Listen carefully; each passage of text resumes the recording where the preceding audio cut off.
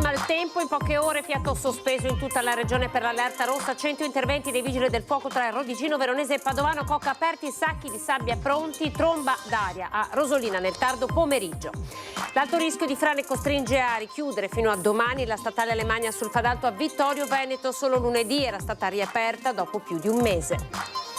Cambiamento climatico, l'agosto appena terminato ha fatto registrare in Veneto una temperatura media di 24 gradi, 3 in più di quella del periodo 91-2020, picchi più alti tra Prealpi, Dolomiti e Pianura orientale. Paghe da fame, niente ferie, 25 migranti sfruttati nel settore tessile, scatta il blitz dei carabinieri nel Padovano. Una serie di sorpassi azzardati destano l'attenzione della Guardia di Finanza di Padova che ferma l'auto, la sorpresa nel bagagliaio, dentro nascosti 90 kg di hashish. Ha massacrato il gattino della fidanzata, regalo del suo ex, colpendolo a bastonate, calci e pugni perché, secondo la sua versione, è colto da un raptus. È successo a Chioggia, l'uomo è stato denunciato, la bestiola è in fin di vita. La mostra del cinema, premio Famiglia Cristiana per Antonio Albanese, la sua comicità che guarda anche al sociale. L'attore regista ai nostri microfoni ogni volta è un'emozione, qui al Lido.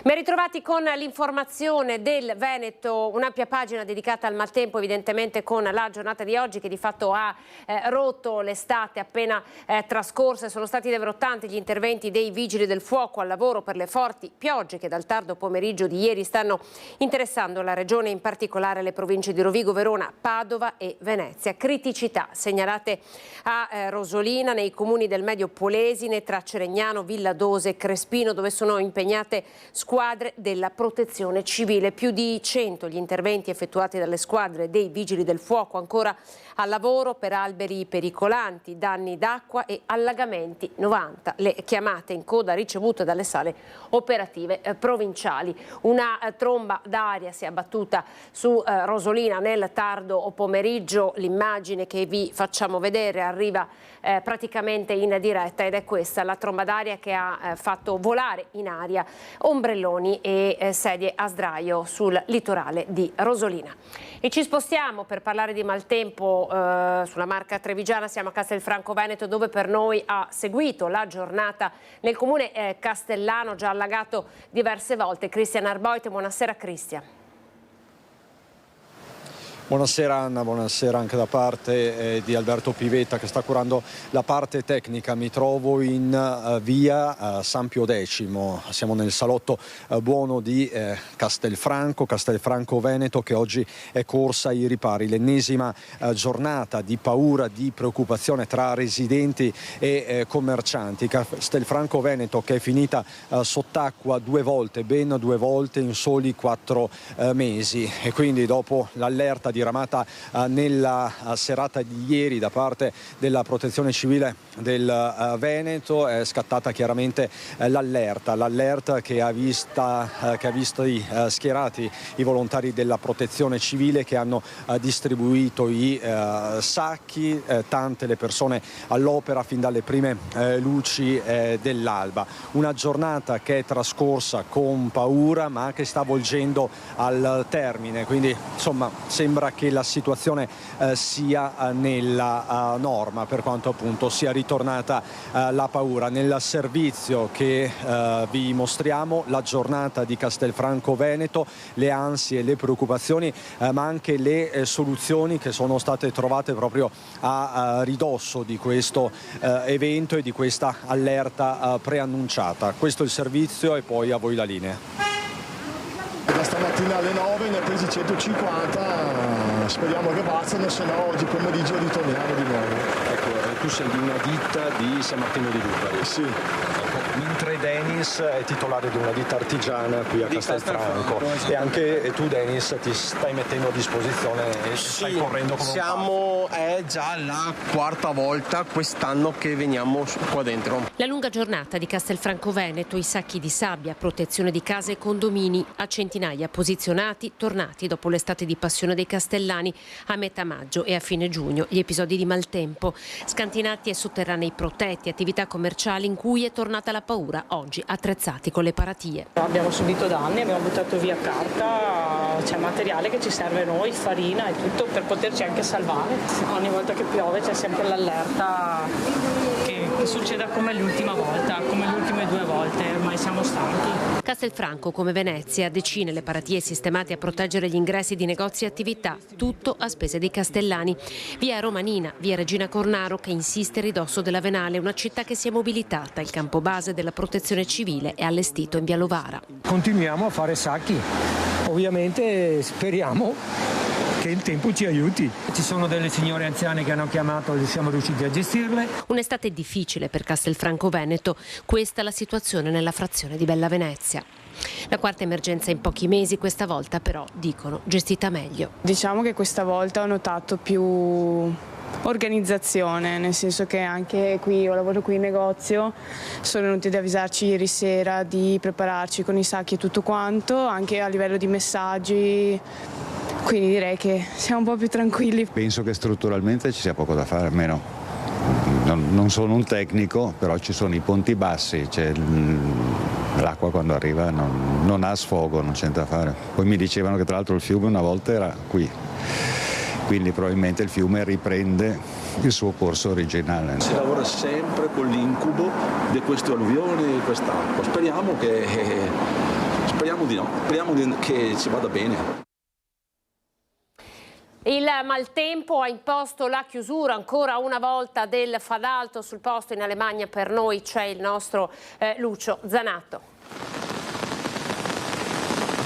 Sì, buonasera dalla statale Alemagna. Come vedete alle mie spalle il cartello di deviazione verso l'entrata della A27 Vittorio Veneto Nord, una situazione che in questo momento è peggiorata, vi dico che qui piove a dirotto, però la situazione è sotto controllo. Cosa è successo oggi nel Fadalto? È successo che la pioggia iniziale di questa mattina ha smosso i sensori e quindi ha acceso il semaforo rosso e di conseguenza l'ANAS ha provveduto alla chiusura, una chiusura che andrà avanti anche nelle prossime ore, considerando il fatto che appunto qui ha cominciato a piovere in maniera intensa. Questo è l'unico punto davvero difficile della pedemontana che noi abbiamo verificato nel corso di tutta la giornata. Devo dire respiro di sollievo per quanto riguarda i produttori del Prosecco, perché lì si temeva invece l'arrivo della grandine annunciata. In ogni caso qui la situazione in questo momento è sotto controllo, punto difficile quello del Fadalto. Sentiamo cosa ha detto ai nostri microfoni il sindaco Bagliana, Mirella Bagliana, proprio sul Fadalto, sulle prossime riaperture e anche sull'autostrada, e poi linea allo studio. La chiusura è avvenuta perché i sensori a monte hanno registrato una quantità abbondante di acqua, anche se effettivamente non ha piovuto tantissimo, tale da far scattare l'allarme, e quindi è scattato il semaforo rosso. Quindi il tratto stradale è chiuso, rimarrà chiuso anche tutta la giornata di oggi, anche questa sera, e domani mattina saranno fatte delle valutazioni, ma molto probabilmente sarà riaperto. Ecco, l'altra notizia invece è che la deviazione autostradale è a pagamento. Sì, purtroppo per un breve periodo così delle 24 ore non è possibile far partire la gratuità dell'autostrada, e quindi questo purtroppo rimane un problema. È vero anche se dovessero susseguirsi altri problemi o con giorni importanti di chiusura, naturalmente c'è l'attivazione dell'autostrada gratuita. Nel Vicentino sono 50 i COC che restano aperti in tutta la provincia per il maltempo, l'allerta meteo fino a mezzanotte, ma la situazione sembra essere in miglioramento. Da rossa ad arancione, il bollettino meteorologico pomeridiano della regione abbassa il livello d'allerta per criticità idrogeologica del bacino Alto Brenta Bacchiglione-Alpone che interessa la zona del Vicentino. L'ondata di maltempo, che dovrebbe concludersi stasera con possibilità di vento e grandinate, ha tenuto col fiato sospeso in mattinata, in cui sono scesi 50 mm di pioggia, di cui 36 in una sola ora, che hanno causato piccoli allagamenti in via dello Stadio, via Leretenio e via Ariello, dovuti principalmente ad ostruzioni superficiali delle caditoie subito ripulite. Altre zone interessate da piccoli allagamenti sono state il Mercato Nuovo, la Stanga, il sottopasso di Villaggio del Sole. Abbiamo avuto solo allagamenti puntuali in alcuni punti, ma relativi alla grande pioggia caduta in poco tempo, ma non abbiamo avuto situazioni di reale difficoltà per le persone o per le case. Resta aperto il centro operativo comunale per il monitoraggio della situazione, protezione civile comunale pronta, come per i temporali di stamattina, con le proprie squadre ad intervenire insieme alla polizia locale. I quantitativi sono stati importanti questa mattina, ci sono state alcune criticità in alcune zone della città per ostruzioni delle caditoie, prontamente risolti da NCPS, Valore Ambiente e dai volontari della protezione civile. Oggi pomeriggio rimane operativo ovviamente il centralino della polizia locale, lo 0444 54 53 11, per segnalazioni o eventualmente per segnalarci delle emergenze. Qualche intervento segnalato in provincia per liberare le strade da alcuni alberi caduti, così come nel pomeriggio si è registrato qualche allagamento delle carreggiate. Restano aperti in provincia 50 centri operativi comunali per monitorare la situazione. Non ci sono sostanziali rilievi da fare e grandi emergenze in questo momento che risultano ai nostri uffici. Attendiamo che questa perturbazione passi, speriamo non faccia grandi danni.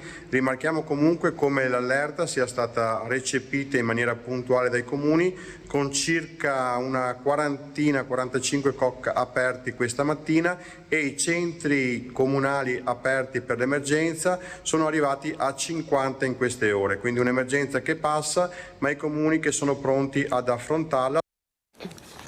Allerta rossa fino a mezzanotte anche nel Padovano, allora facciamo subito il punto con la redazione di Padova. Temporali sparsi in mattinata e nel pomeriggio hanno interessato tutta la provincia di Padova, messa in allerta dal bollettino di protezione civile regionale. Fortunatamente non si sono registrati particolari danni o disagi, ma l'allerta resta rossa per tutta l'area del Padovano fino alle 24. In mattinata le piogge intense, circa 45 mm in un'ora, si sono registrate nella parte a sud dei colli ad Ospedaletto Euganeo, dove si è allagata una strada e qualche scantinato.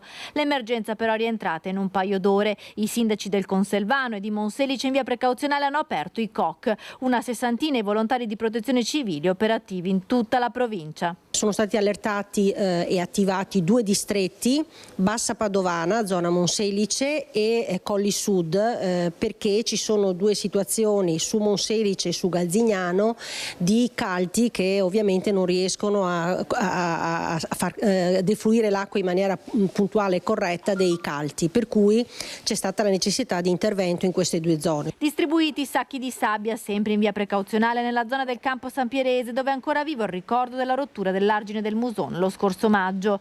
Per quanto riguarda la città di Padova non si sono registrati disagi, osservati speciali sottopassi, monitorati gli edifici scolastici più fragili. Il comune di Padova nelle scorse ore aveva provveduto alla pulizia delle caditoie e alla regolazione dei canali e dei fossi insieme al consorzio. Il vice sindaco invita la popolazione a prestare attenzione e a seguire gli aggiornamenti meteo attraverso il numero di emergenza. C'è un numero di allerta SMS al quale tutti si possono iscrivere telefonando allo 049 820 49 94, risponde una voce elettronica che chiede l'autorizzazione a iscrivere, basta rispondere sì, che si viene automaticamente registrati. In questo modo il comune potrà inviarvi ogni qualvolta c'è un'emergenza un messaggio di allerta. Ed è stato per il Veneto l'agosto dei record, temperature mai così alte, siamo a più 3,2 gradi rispetto all'ultimo trentennio. E poi c'è la siccità, abbiamo intervistato l'assessore regionale Giampaolo Bottaccini. Un agosto caratterizzato da notti tropicali, 21 su 31.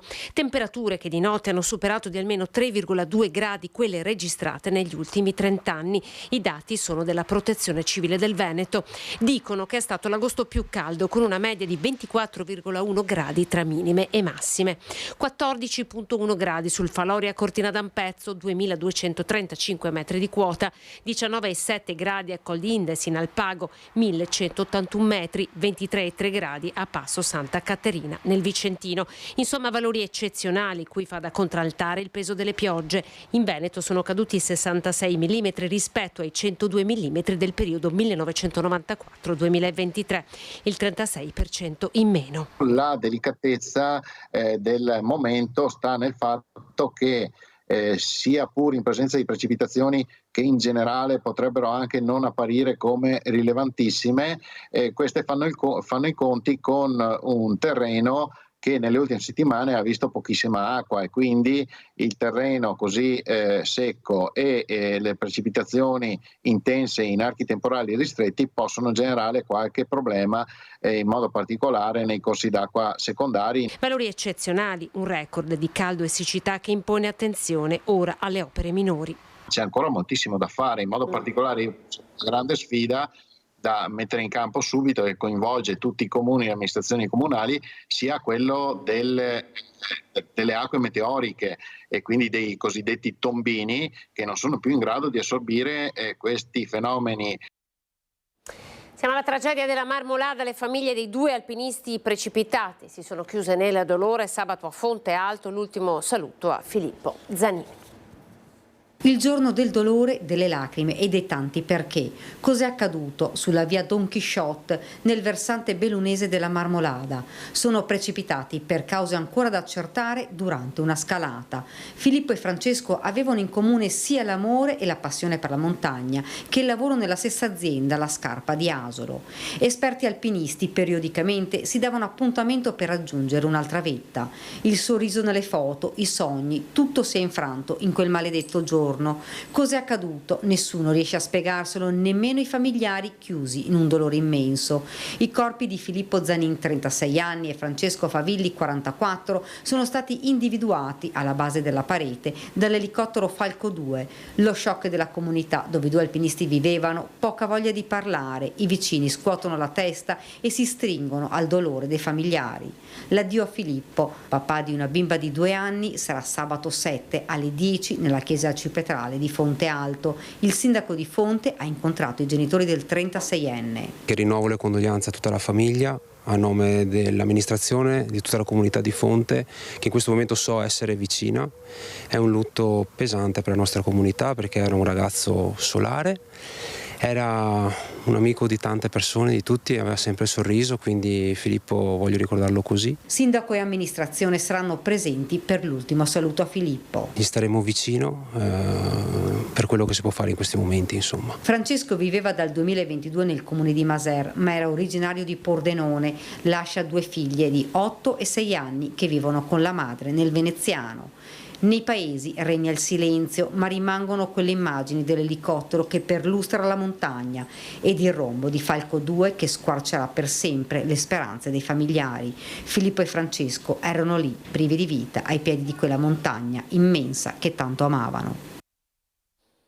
Sono 4 gli imprenditori cinesi indagati per caporalato nel laboratorio tessile che gestivano a Brugine, 25 i lavoratori stranieri impiegati.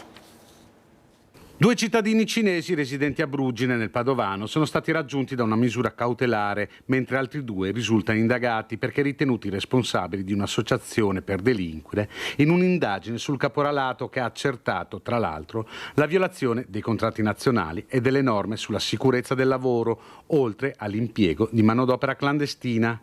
I carabinieri del nucleo ispettorato del lavoro di Venezia e Padova hanno notificato ai 2 l'obbligo di presentarsi alla polizia giudiziaria.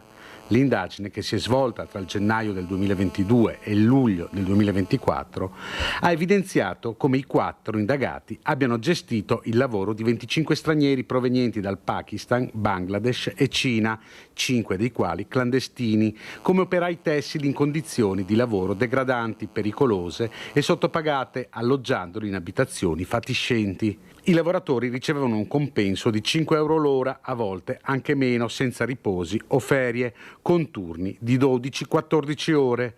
La Procura ha anche disposto il sequestro preventivo dell'immobile usato come laboratorio e i 2 alloggi vicini all'azienda per un valore complessivo di 400.000 euro. 90 kg di hashish, 1 chilo di cocaina, 10.000 euro in contante, la sorpresa della Guardia di Finanza che ha fermato un uomo che stava guidando. Guardate come. Più di 90 kg di droga sequestrati dalla Guardia di Finanza di Padova. Tutto nasce da un controllo stradale dei finanzieri su un'autovettura sospetta che in centro cittadino aveva un'andatura non adeguata, con sorpassi azzardati e pericolosi. La persona è stata notata per uno stile di guida aggressivo all'interno del centro cittadino di Padova, quindi le pattuglie che erano dislocate sul territorio come dispositivo di contrasto e di prevenzione hanno pensato accettato di procedere al fermo di questo soggetto, che ha cominciato ad accentuare questo stile di guida non consono fino ad essere fermato dalla pattuglia, che ha proceduto quindi alla perquisizione, rinvenendo all'interno del vano portabagagli un quantitativo di circa 30 kg di hashish. Gli uomini delle Fiamme Gialle hanno quindi perquisito l'abitazione del conducente dell'auto, uno straniero senza permesso di soggiorno, trovando ulteriori 60 kg di hashish, 1 chilo di marijuana, più di 10.000 euro in contanti e 5 bilancini di precisione. È un'operazione di rilievo da un punto di vista quantitativo e qualitativo. Ha avuto riguardo sia alla quantità di droga sequestrata, 90 kg di hashish circa, più 1 chilo di cocaina, e a soldi in contanti rinvenuti poi nella successiva perquisizione. Quindi si innesta in un dispositivo, come risultato di un dispositivo di contrasto allo spaccio di sostanze stupefacenti, per evitare il rifornimento delle piazze di spaccio di Padova e provincia. L'uomo è stato denunciato per detenzione ai fini di spaccio di sostanze stupefacenti, arrestato e portato alla casa circondariale di Padova.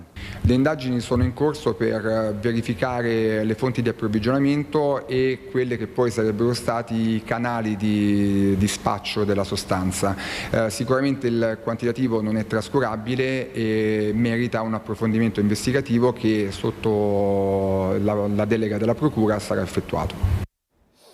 Ha massacrato il gattino della fidanzata, regalo del suo ex, colpendolo a bastonate, calci e pugni perché secondo la sua versione era stato colto da un raptus. La bestiola è stata ridotta in fin di vita con testa e bocca spaccate, la vescica spappolata dalla violenza dei colpi. È successo a Chioggia nella notte tra martedì e mercoledì, quando la padrona non era in casa, dopo aver portato l'animale in una clinica veterinaria a Padova, e le sue condizioni sono molto gravi. La ragazza ha lasciato il fidanzato ed ha denunciato alle forze dell'ordine. E in chiusura siamo alla mostra del cinema. Uno dei personaggi più amati dal nostro cinema e della televisione ha ricevuto un importante riconoscimento alla mostra di Venezia. La Mostra del Cinema di Venezia assegna un importante riconoscimento ad Antonio Albanese. A lui è andata la terza edizione del premio di Famiglia Cristiana. Lui, uno dei volti più amati del nostro cinema e della TV, che a Venezia è di casa. A consegnargli il riconoscimento il presidente della Fondazione Ente dello Spettacolo, Monsignor Davide Milani, e il direttore di Famiglia Cristiana, Don Stefano Stimamiglio, nativo di Bolzano, ma originario delle nostre terre venete di Treviso e Casieri di Dosson. Antonio Albanese è qui a Venezia per ricevere un premio importante. Beh, è molto importante, sono particolarmente proprio orgoglioso perché in questo premio c'è la parola famiglia e per me la famiglia è qualcosa di sacro, cioè è fondamentale per me la famiglia. La comicità come la tua fa anche riflettere. Cosa ne pensi essere qui a Venezia con questo genere di... Beh, essere a Venezia è sempre motivo di grande orgoglio. Io la prima volta a Venezia con Vesnava Veloce del grande mio amico Mazzacurati 30 anni fa. Poi sono ritornato con Carlo, poi con Pupi Avati, poi con Gianni Amelio, poi con i Fratelli Italiani. Sono stati sempre dei momenti molto belli qua a Venezia, molto belli, e questo è ancora di più. Inevitabile parlare con il premiato anche del suo capolavoro, 100 Domeniche. In 100 Domeniche io, leggendo e seguendo un'ingiustizia così spaventosa, mi è poi venuta voglia, grazie anche alla solidarietà e anche al sostegno di grandi esperti, di fare questo film, di raccontare questa orribile ingiustizia. Però volevo raccontarla cercando di far notare a noi, al pubblico, quali possono essere le conseguenze. Antena 3 e Media Nord-Est, insomma, buon tutto e fate sogni internazionali. Siamo in chiusura, grazie per essere stati in nostra compagnia. Ripartiamo con le notizie da Venezia dopo il TG del Veneto. Grazie, arrivederci.